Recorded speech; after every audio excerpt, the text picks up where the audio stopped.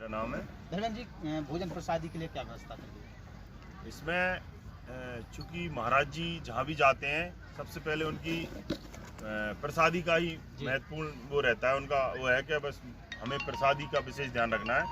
तो हमने पहले तो इसमें विचार किया था कि हमें इसमें काफ़ी भोजन के लिए कि हमारे यहाँ जो भी एक भक्त आए वो उसको भोजन प्रसादी मिले।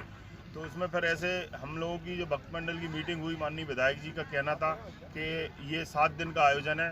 तो पता चला कि नीचे बिठाल के अगर हम खिलाते हैं किसी को तो फिर हमारे सेवादार भी हैं और फिर बैठने उठने में कई लोगों को दिक्कत भी आती है।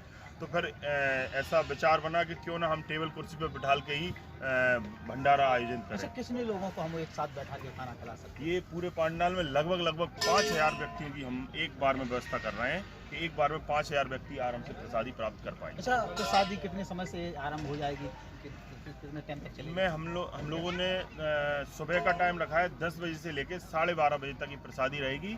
फिर इसके बाद महाराज जी की कथा प्रारंभ होगी और कथा के जस्ट बाद 4:30 बजे के बाद फिर से दोबारा से ये भोजनशाला। तकरीबन कितने लोग हो जाएंगे? 25-30 हज़ार 50,000 लोग खाना? कम से कम 50,000 की तो अभी हमें पहले दिन से ही अनुमानित है कि हम 50,000 लोगों की व्यवस्था कर रहे हैं। और जैसे जैसे माहौल बनेगा वैसे वैसे हमारी व्यवस्थाएं भी सब कंप्लीट हैं, सब चालू। कार्यकर्ता सब तैयार हैं? सारे कंप्लीट है। हमारे यहाँ करीबन 1000 सेवादार जो केवल की इस भोजनशाला में ही सेवा देंगे, वो सेवादार तैयार हैं और वो इतना उत्साह है कि वो सभी खाना में अपनी सेवा देने के लिए कथा तैयार की पूरी तैयारियां हो चुकी हैं? कथा लगभग फाइनल हमारा है। आज रात के 12 बजे तक सब कंप्लीट हम कर लेंगे। सारा पांडाल भी अभी सज चुका है, LED लगभग लग चुकी हैं। मतलब ये आज रात तक सारा काम कंप्लीट हो जाएगा। दिव्य भव्य कथा को तैयारियां, जो कहें कथा की कल कलश यात्रा है।